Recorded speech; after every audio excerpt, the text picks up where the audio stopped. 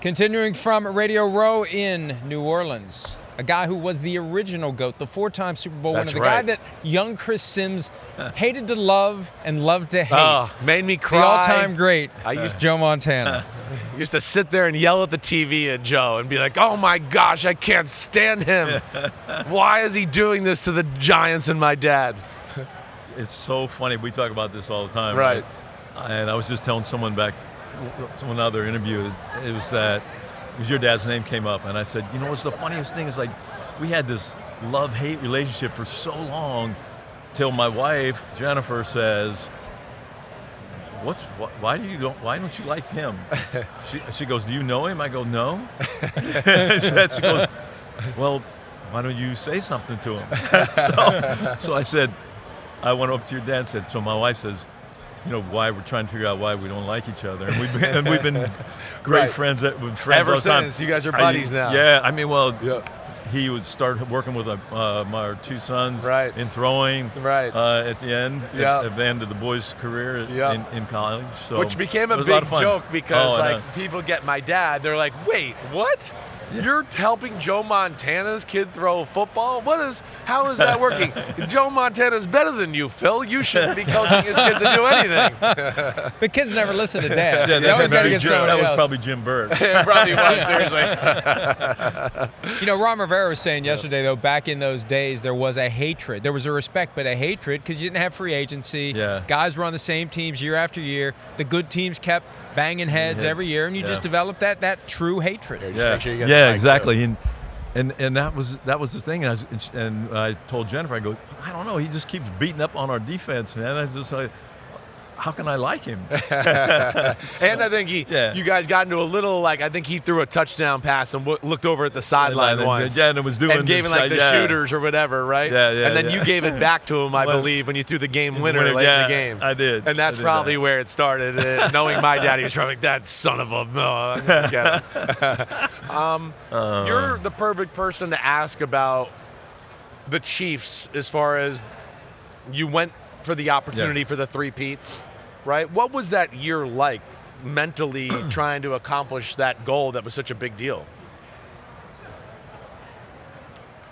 I think with the change in the and me? Come on up. Come on, you want to come up? Hey, come on. Hey, you see what I mean? We were just talking about 1990, actually, and with see Joe. What? He tries to sneak up. Lawrence Taylor. All quarterbacks. He tried to get you from behind. That is what you did. All right, you're the man, Lawrence. LT. I mean, that couldn't have been more perfect. Like, it was like, hey, Dad, can you make sure Joe and LT are here for this little spot real quick? Yeah, I thought I felt something on the back. The neck was standing up. But we were talking about the three-peat, the mentality. It's hard. I mean, in San Francisco, we were in the championship game against the Giants, right? And I ended up getting hurt in that game, and I always joke and say, well, when I left, we were winning. Yeah, right. I don't know what happened after that, but I think the thing that weighs on you the most is the health part of it, right? So those teams like back then, Giants, us, Washington, Cowboys were always late into the season, right? And your off season gets cut shorter every year, and your body needs to come back, and it's hard to do that, especially that many times as the Chiefs. They've been able to do it. They got injuries were earlier in the year, right? Their guys were starting to come back healthy, and so things have to fall in place to get to there that many times in a row. So the pressure's on the Chiefs, I think, more than you do. Really. You feel like it's on them. Yeah, I mean, they want to win that three-peat, and they've been to this. These two teams have been to the dance together before. Yeah. But I think Philly's is sitting back and thinking the same thing. Well, hey, we know we've been here with them. Right. We know we can beat them. And we got a chance. And the thing I think they, like old saying, you got to keep the ball out of Mahomes' hands. Like you had to keep it out of your hands. You just try not to give him as many touches. But the mentality of it, I guess, what you're saying is you were exhausted. Did you feel the pressure in that year? Like, were you like the three-peat, like you're talking like how they might feel it, the pressure's on them? Did it wear you out a little that way? No, not really. No. I think it was some excitement. It was. Okay. Yeah. Okay. I think the physical part you can't take care of. Right. I think it wears on you after a while. Yep. But the excitement sometimes and the adrenaline gets going. Keeps it going. But yeah, I mean, because I joke and say, everybody said, well, for me, they said, well, you won a Super Bowl. Why do you want to go back? I goes, have you ever seen a kid who's never had chocolate? Yeah. You give the kid chocolate, and that's all that kid wants is chocolate from that point on. It's the same. Once you win one, it's like, now I understand what we're playing for. Yeah. And what it feels like to win one. Now you want it more. Yeah. And yeah. so it's addicting. I think it's going to be a fun game to watch. Yeah. You talk about the difficulty of playing deep into the season, though, and into the postseason Super Bowl and then doing it again. Think of how different it was in your day with the rules that had guys beating the hell out of each other, and you're playing on cement with a thin layer of green plastic on top of it. The recovery had to be much more time-consuming than it is now. Yeah, but we were really fortunate with Bill Walsh, and because everyone wanted to come play for us once they found out that in training camp we never wore pads. Oh. We put pads on the scrimmage, or we put pads on to time up a running period, just shoulder pads, and then they'd come right off. During the week, like I asked one of the wide receivers of the 49ers, I go, you guys hit during the week? You guys in pads? He goes, yeah, every day, all the day. I go, seriously? I go, Friday? He goes, yeah. I go, when you have a veteran team, that Bill decided that I would need you healthy on Sunday. I don't need you healthy on Wednesday. So I think a lot of times, too, and how the teams prepare during the weeks, it's tough. It wears down on you at the same time. Yeah. Because, veteran team doesn't need all that. Right. You just need to see. Bill said, I can make you put the pads back on. If I don't see the effort that I'm looking for, I'll make you go back. And he would do it on occasion just to prove that he could do it. Right. But I think how you prepare is, and I think probably the Chiefs are in that. I don't know how they practice. But yeah, they're a little more like what you're talking about.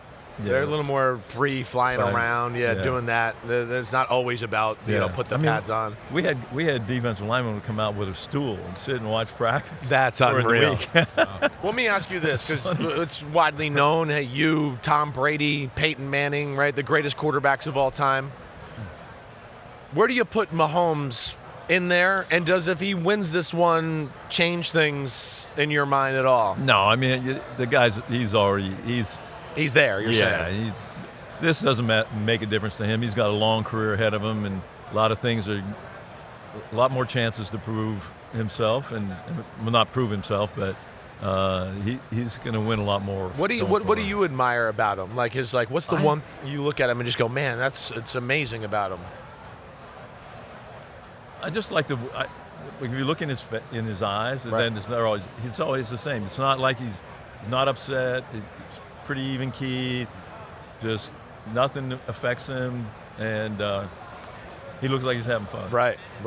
And when you're playing at that relaxable level, it just allows you to do things that you're capable of doing. Yeah.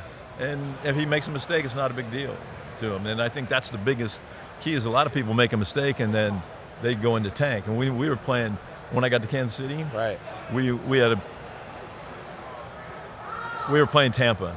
And I told one of the wide receivers, I said, listen, if you hear me say audible to 20, read, I am not calling that play to throw the ball to the halfback. I said, they're going to play this coverage, and you're running a post on the backside, and I'm even if I get a blitz, I'm throwing the ball. It'll look up in the air. He drops it in the end zone. He didn't think it was coming. He didn't think it was coming. And he went crazy on the sideline. And I said, Willie, what are you doing, man? He goes, you told me. I said, stop. This is the first quarter. Right. And they're going to do this again. And I'm going to tell you, I'm going to throw it again. Right. Next time he catches it for a touchdown. Yeah. And so it's how you deal with those people who make the mistakes. Right. That Patrick doesn't allow people to do that. Right? Yeah. You don't see him yelling and screaming at people. Right. He's always trying to work and move things. And it's just how you deal with it. Yeah, that's what he's great at. Yeah. We talked earlier about you and Phil Simms hating each other for no reason. There were defensive players you surely had good reason to hate. Give me the top 3 defensive players on your hate list. We just saw one. Yeah. Was he number 1? Yeah, it was between him and Reggie White. Right. They're two different types of players, but he was way ahead of his time in LT. I mean, you watch teams, you try to block him with a back. It's insane. He just power over the back. Try to block him with your tackle, he's too fast. You try to run away from him, he runs it down from behind.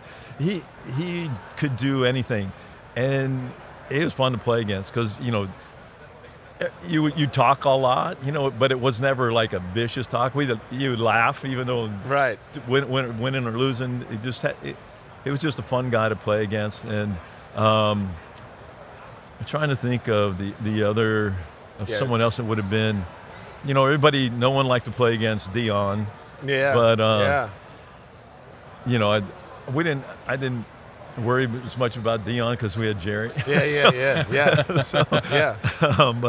But he certainly was in that class. Yeah, he was in that class. Yeah. All right, what do you got going on with Pfizer, Joe? Pfizer. I've been with Pfizer now for a number of years, and right now what's happening is you're seeing a lot on TV about pneumococcal pneumonia and all that, and so.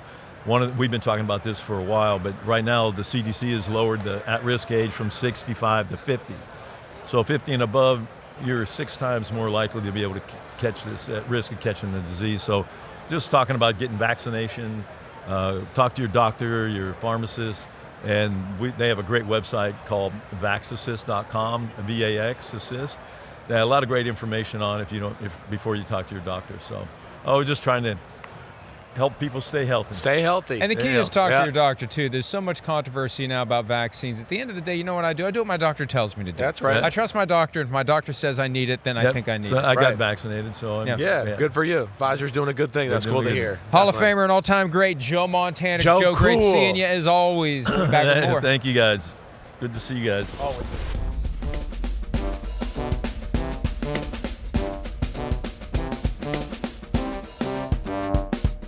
Hi, it's Mike Florio. Thanks for watching PFT on YouTube. Hit subscribe for the latest news and analysis from Pro Football Talk.